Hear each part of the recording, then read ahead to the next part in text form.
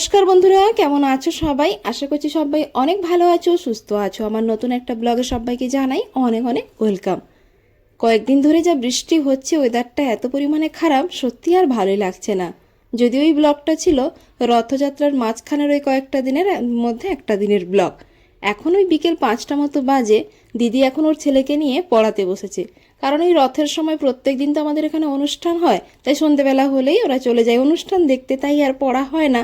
তাই এই বিকেলবেলা থেকেই ওকে পড়তে বসিয়ে দেয়। আর এদিকে দাদা ওপরে পড়তে বসছে দেখে সোনার মন আর নিচে টিকলো না, ও দেখো চলে এসছে দাদার পেছন পেছন ওপরে। যাই হোক, আজকের ব্লগটা এখন থেকে স্টার্ট করছি, ব্লগটা কন্টিনিউ দেখতে থাকো। তো এখন বিকেলবেলা রেডি হয়েছি, একটু মার্কেটের দিকে যাব, টুকটাক কয়েকটা জিনিস কেনাকাটার আছে, সোনাকে নিয়ে যাচ্ছি না। আর এখানে অলরেডি মাইক বাজছে, কারণ এই যে অনুষ্ঠান হবে 8টার সময় শুরু হয়ে যাবে, তো এখন থেকে মাইক বাজছে, তাই হয়তো একটু শুনতে অসুবিধা হচ্ছে। তো এই যে চলো এখন যাই, চটপট ঘুরে আসি, সোনা তো কিছুতেই থাকছে না আমাকে ছেড়ে। তো চলো কি কিনে আনছি পরে তোমাদের সঙ্গে শেয়ার করব। ওদিকে দাদা পড়াশোনা করছে, সোনাও রয়েছে ওখানে দাদার সঙ্গে। যদিও আমি বেরিয়েছি দেখে আমার সঙ্গে আসার জন্য একটু আড়ি করছিল, কিন্তু তারপরে ওই যে দাদার কাছে একটু খাতা পেন দিতে ওদিকে পড়াশোনায় ব্যস্ত হয়ে গেছে। ওই ফাঁকে আমিও বেরিয়ে চলে এসেছি। আর বাজারে কেনাকাটা বলতে ওই সোনার জন্যই টুকটাক কয়েকটা জিনিস কেনা ছিল, ওগুলোই আনতে এসেছিলাম। তো ওদিকে তো সমস্ত কেনাকাটি হয়ে গেছে। বাড়ি ফেরার সময় বাড়ির সামনেই রাস্তার ওপরেই দোকানটা থেকে ফুল দোকানে দুটো গোলাপ কিনছিলাম। যদিও এই যে আমাকে ভালোবেসে উপহার দেওয়ার মতো আমার ভালোবাসার মানুষটা তো কাছে নেই, কিন্তু কাছে নেই তো কি হয়েছে, তাই ভাবলাম চলো নিজেকে আজকে গোলাপ গিফট করে নেওয়া যাক। আসলে তা নয়, একটা জিনিস বানাবো তার জন্যই গোলাপ দুটো এনেছিলাম। আর এই গোলাপগুলো এত ছোট ছোট, আর এগুলোর দামই 10 টাকা করে। কি আর করা যাবে, লাগবে যখন কিনতে তো হবে, যাই দাম নিক। তার উপরে বাগানে তো এখন গোলাপই নেই। তো যাই হোক, এই যে দেখো আমার কেনাকাটা কমপ্লিট হয়ে গেছে। তোমাদের তো বললাম সোনার জন্যই মেন কেনাকাটা করতে যাওয়া। তো ওর ওই মানে ডাইপারের প্যাকেটটা শেষ হয়ে গেছিলো, তো তার জন্য একটা একদম বড় প্যাকেট কিনে নিয়েছি। লাস্ট ওই বোন কিনে এনেছিল, তারপরে আমি একটা ছোট প্যাকেট কিনেছিলাম, সব শেষ হয়ে গেছে। তো ওর জন্য এই যে ডাইপারের প্যাকেট, তার উপর ওর সঙ্গে এই যে তেল, তার সঙ্গে দুটো ব্রাশ ফ্রি দিয়েছে। আর এই দুটো জামা আমার টেলারিংয়ে দেওয়া ছিল, ওগুলো এনেছি। আর আমার কেনার বলতে ওই আমি একটা ওই অ্যালোভেরা জেল নিয়েছিলাম, তো ওটাই। আর এই যে সোনার জন্য একটা হরলিক্স কিনেছি। এই প্রথম ওকে হরলিক্স দেবো, এখন না ও কিছুতেই দুধ খেতে চায় না, খুব কষ্টে সৃষ্টে বুঝিয়ে বাজিয়ে ঘুরিয়ে খাওয়াতে হয়। তাই ভাবলাম একটু ওর সাথে এই হরলিক্সটা দিয়ে দেখি, টেস্ট পাবে একটু, তার জন্য। তো এই মোটামুটি শপিং, এগুলো কিনতেই আমার ঘাম ছুটে গেছে, মানে আনতে এত বড় ডাইপারের প্যাকেটটা ছিল তার উপরে।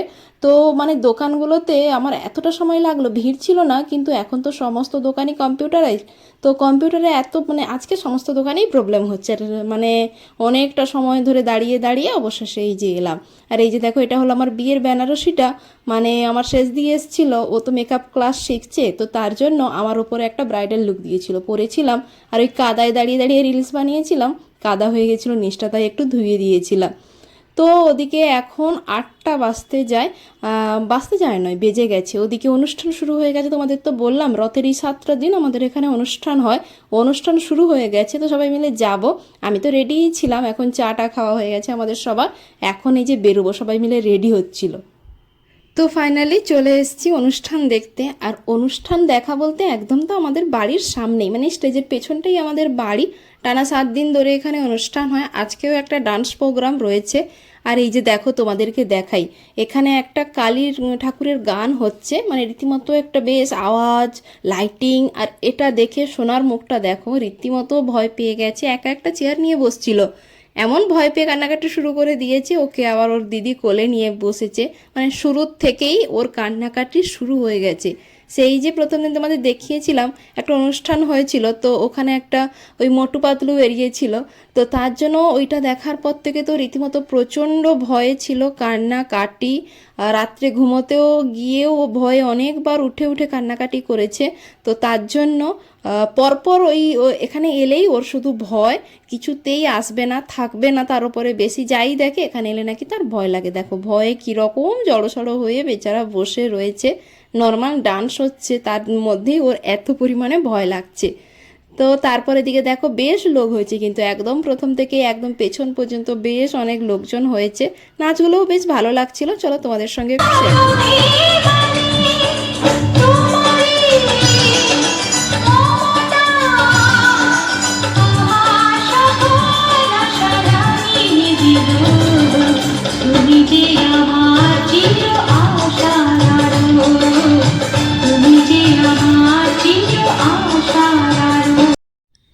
রাত 11টার বেশি হয়ে গেছে। অনুষ্ঠান শেষ হতে হতে 11টা বাজে। আর এই রথের কয়েকটা দিন অনুষ্ঠানের জন্য আমাদের রাতের খাওয়া দাওয়া করতেই অনেকটা লেট হয়ে যাচ্ছে। সোনাকে আগেই খাইয়ে দিয়েছি। অনুষ্ঠান তো সেভাবে বসে ঠিকঠাক দেখতে পারিনি, ওই বারবার যাওয়া আসা। আমি চলে এসেছিলাম অনেক আগেই, এসে সোনাকে খাইয়ে দিয়েছি। এখন এই যে আমরা খাওয়া দাওয়া করছি। আজকের মেনুতে ছিল ভাত, ছিল কুমড়ো ভাজা, তারপরে আলু পটলের তরকারি, আমের চাটনি আর মাছের ঝোল। এভাবে পাতলা পাতলা ঝোল দিয়ে আমের চাটনি দিয়ে খেতে কিন্তু দারুণ লাগে। আর ওদিকে দেখো ম্যাডামের কাণ্ড, ওনার নাকি বসে খাওয়ার সময় নেই, দাঁড়িয়ে দাঁড়িয়ে খেয়ে নিচ্ছে। চলো, আমাদের রাতের খাওয়া দাওয়া তো কমপ্লিট হয়ে গেছে। ব্লগটা আজকের মতো এইটুকুই। দেখা হচ্ছে পরবর্তী কোনো ব্লগে। আমার এই ভিডিওটা যদি ভালো লেগে থাকে অবশ্যই যারা নতুন ভিডিওটা সাবস্ক্রাইব করে দিও, আর ফেসবুক থেকে দেখে থাকলে পেজটা ফলো করে দিও। টাটা, শুভরাত্রি।